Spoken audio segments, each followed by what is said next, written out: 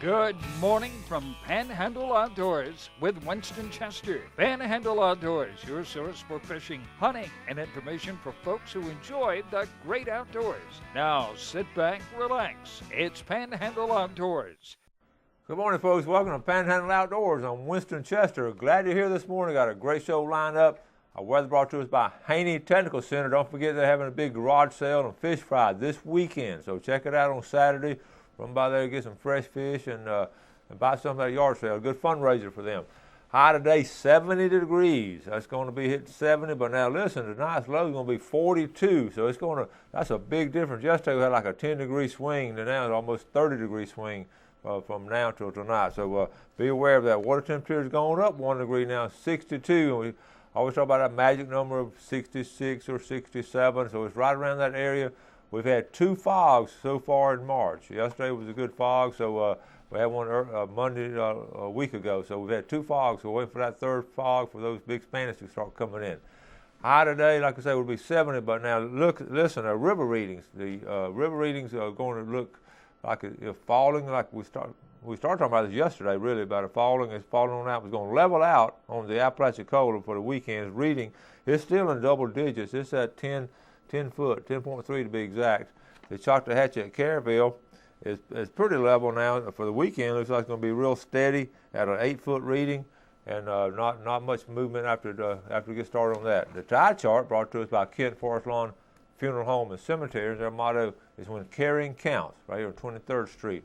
And it's sort of some medium tides. There's not a lot of motion going on. It'll be Wednesday, March the 12th, and we're looking at low tide at 4:55 this morning and a high tide at 7:40 tonight. So that right there on your TV screen. So be aware of that. Marine forecast today will be west southwest at 10 to 15. So it's going to be blowing, be coming in pretty strong. So be very careful if you get out in the water on open water. Okay, we'll take our break and be right back with our special guest.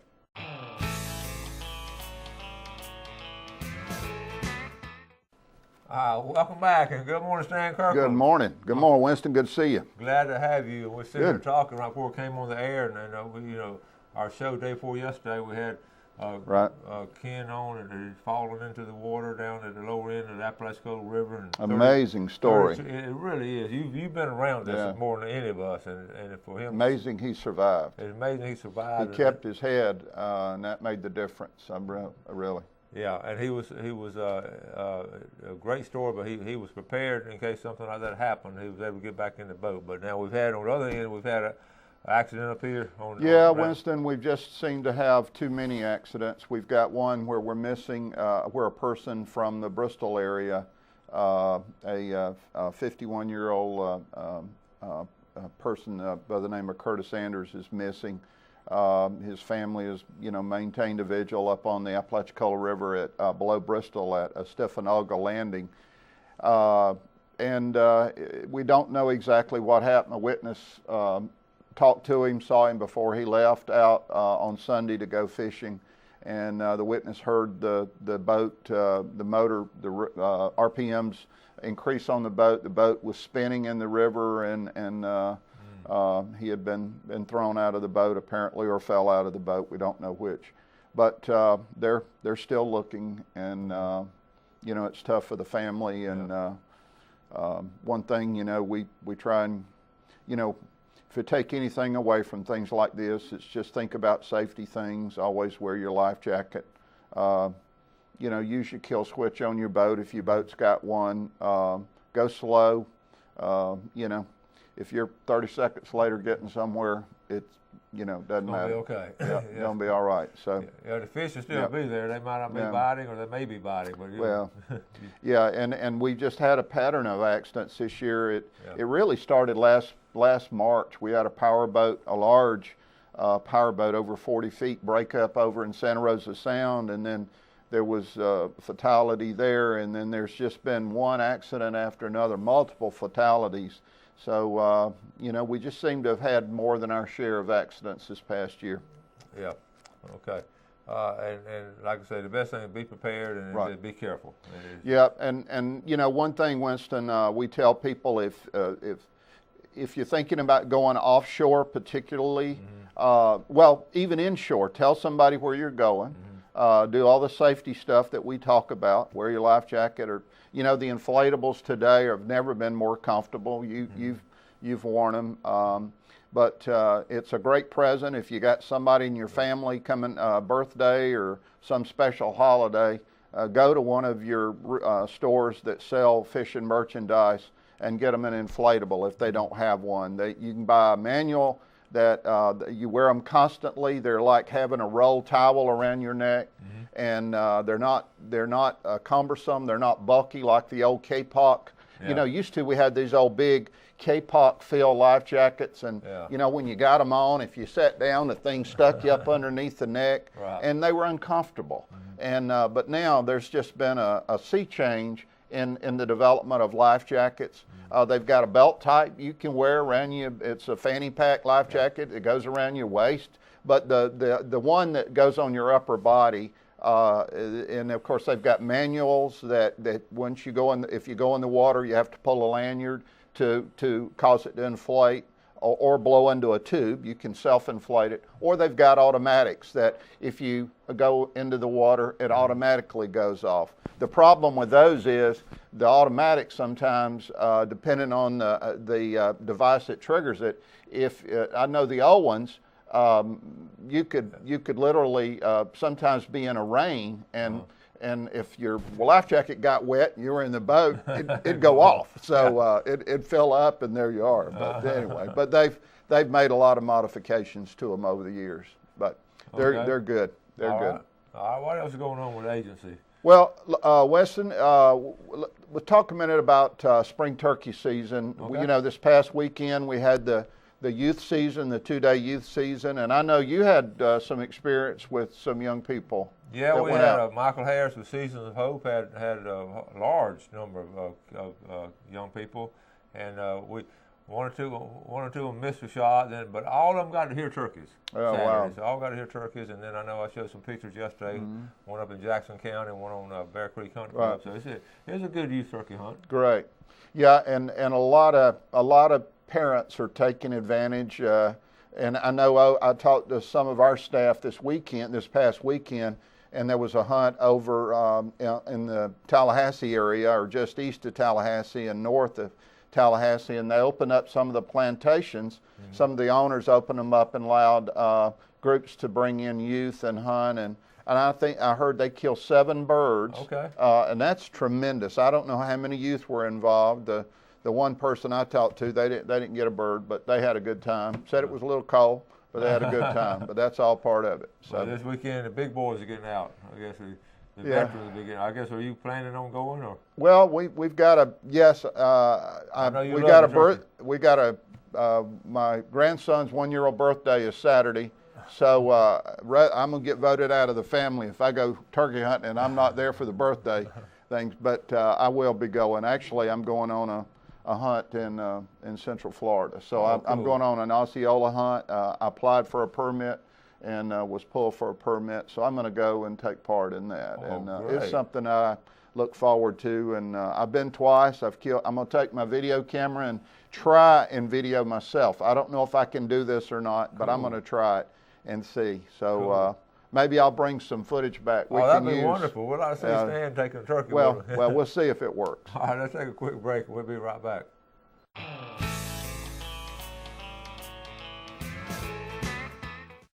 All right, welcome back. So here with Lieutenant Stan Kirkland, getting ready to go turkey hunting. But first, now we've got some other things to take care of. You're talking about the project. You got some projects going on. Sea turtle nesting. Yeah, sea turtle nesting.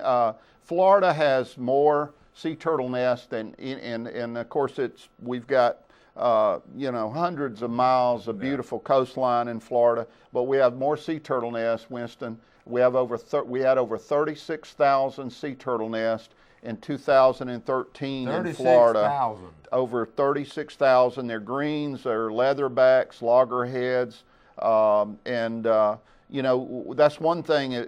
We have over 2,500 volunteers that work, and these people that do this, they don't get paid for it. It's a thankless job, but they go out, they monitor these nests. They, in some cases, erect barriers to keep people from messing with the nest. And I'll tell you, you go out. I like to wade fish around here, and rarely, when the weather warms up now, rarely do I go that I don't see sea turtles. And most of what I see are small ones, but it just makes such a nice trip for anybody when you go out, you're on a boat and you see a sea turtle. The kids like to see them, but over 36,000, and that's something. And the sea turtle nesting season goes from March 1 until October. Most of the nests will be completed by late in the summer.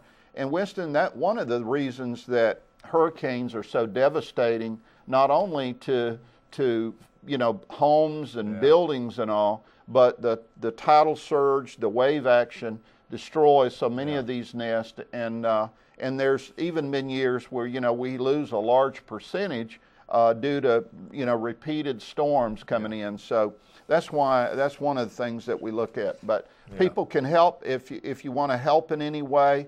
If you're looking for a individualized license plate, these custom, you can buy a sea turtle tag when you go, and part of that helps support the sea turtle program that we have here in the state. So something to consider. Well, that's very important on the saltwater side. We also have a lot of freshwater turtles and all that. So what are some other projects? Well, Winston, coming up from April through June, we're going to be, we got a project going on the Ockalochnee River, Chipola, Apalachicola, and the Choctawhatchee River, and they're going to be looking at basically two turtles. They're going to be trapping these turtles using big hoop nets, and these nets will be tied upstream.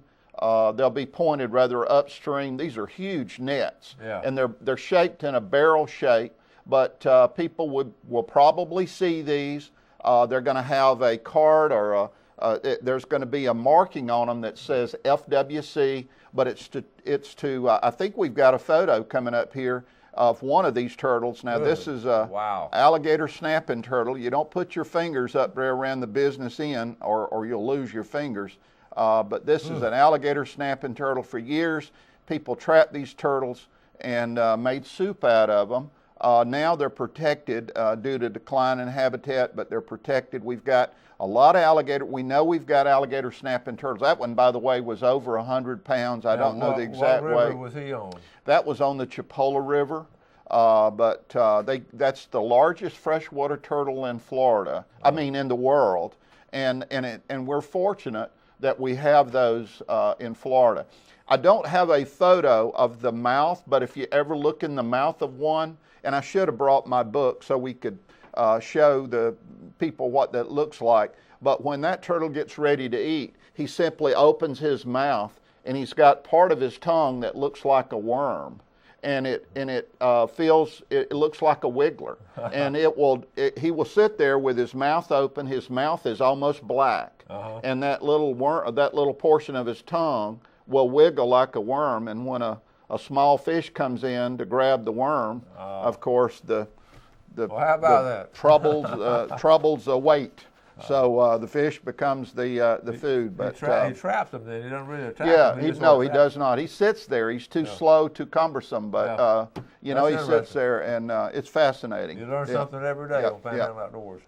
And a few years ago, we actually stopped a truck in Bristol, and the truck had over 100 alligator snapping turtles in the rear of the truck. Some of these weighed over 100 pounds. But they were trapped on the Apalachicola River, but the guy was headed to Louisiana to sell them illegally.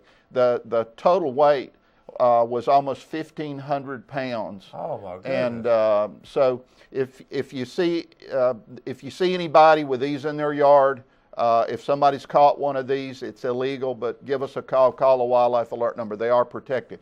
But what they're going to be doing in this project, weighing them, taking blood from them, tagging these turtles, taking a small amount of blood, tagging them and releasing them. They don't hurt the turtle. I did not realize. Barber's map turtles, which are small, and also alligator snappers. And that's the two species we have here. That's the two. Well, that's the two they're targeting in this survey. And again, that'll be April through June. I was not aware there was such a market for those snapping turtles. Well, for years, believe it or not, Campbell Soup Company used to buy years ago, and I'm not attacking Campbell Soup, but back many years ago, Campbell Soup actually purchased turtles, and Louisiana was kind of the hub for that activity. Now they stopped doing that. They don't do that anymore, but there still is there's an illegal market. There's an illegal market for just about everything, and that's why, you know, you have Fish and Wildlife agencies across the country, as well as the U.S. Fish and Wildlife Service, to crack down on stuff, on illegal movement, on illegal taking. You'd just be surprised at some of the stuff that you see. In fact, we've got some stuff coming up in the next few months I'll tell you about that involves some of this kind of stuff I can't talk about right now, but things of this nature. Wow. Okay. All right. Look, we had a good breaking point. Let's go and take our final break, and we'll be right back with our final segment.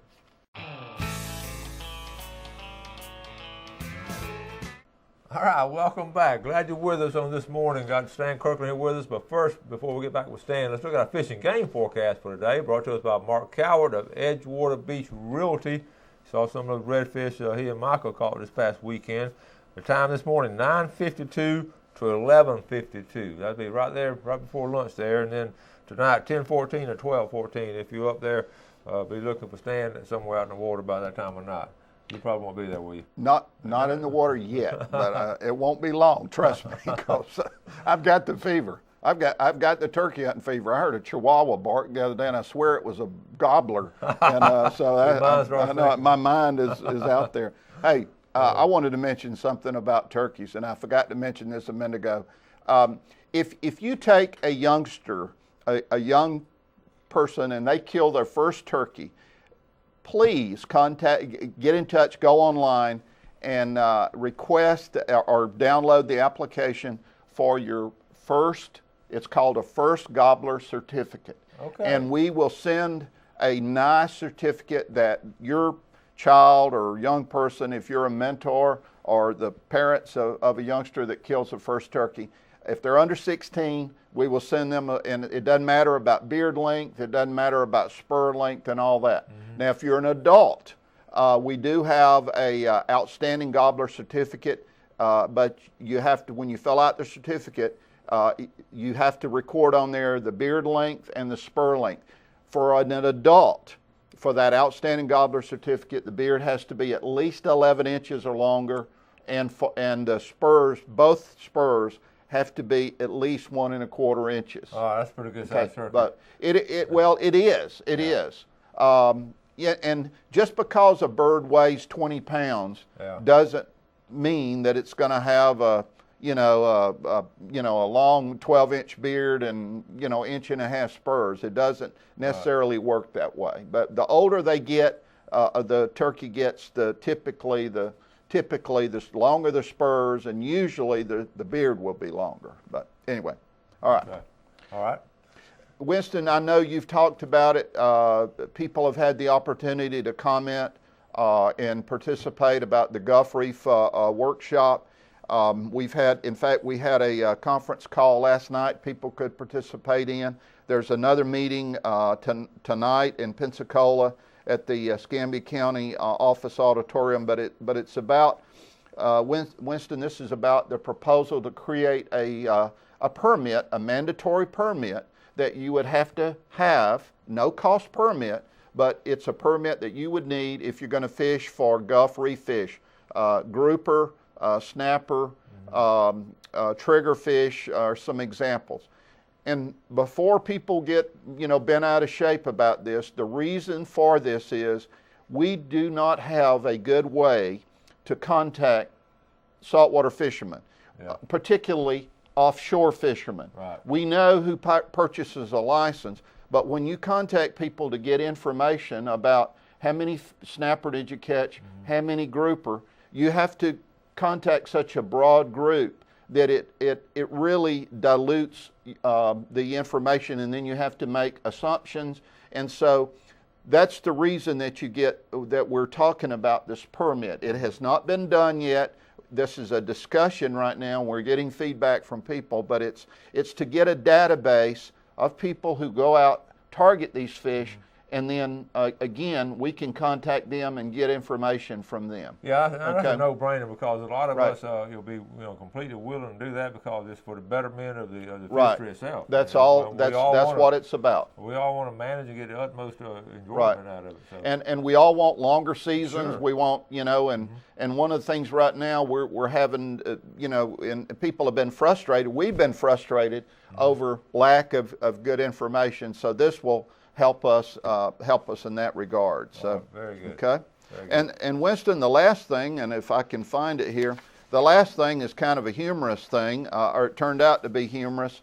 That I was going to mention was, how many times have you heard about a fish striking a aircraft? Now, I've heard a lot about birds, but not Right. much about fish. Right. Well, actually it occurred back in the fall, but a NOAA aircraft, a jet, was taken off in Tampa at MacDill Air Force Base, and the pilot aborted the takeoff, and they were just about past the point of lifting off, and something struck the aircraft. So the pilot thought it was a bird strike. They aborted the takeoff safely, got back and searched the runway, and they found a sheep head that was almost 10 inches long, and the sheep head had talon marks in it, and they were able to determine that apparently a osprey was coming over. The osprey freaked out when he saw the airplane and dropped the fish. The fish hit the aircraft, and but anyway, that's a fish story. But anyway. I'm telling you, now what's the chance of that happening? I mean, all those have to be put together and all. Yeah, yeah. It reminds me of our local outdoor rider who rescued a speckled trout from his yard recently, and he had Scotty was telling me about seeing a bald eagle actually drop a speckled trout, and he picked it up and threw it in the water. And I told him that fish was going to come back, or that bird's going to come back and haunt him, and wait till he comes out after turning his dinner loose. But anyway. Well, that's good stuff. Yeah, Stan, it is. As always, we appreciate you coming Well, thank on you. with all this good information. Thank you, Winston. Always appreciate it. All right, buddy. And Good luck on your turkey hunt. Well, thank you. We got more to come. All right. And folks, as always, we appreciate you watching Panhandle Outdoors. If you have any input, any pictures in, be glad to show them on the air. You do something good for somebody today, you have a great day, and God bless. Thanks for joining us for Panhandle Outdoors with Winston Chester. Panhandle Outdoors features hunting, fishing, and other activities and information to help you enjoy the great outdoors. Join us next time for Panhandle Outdoors.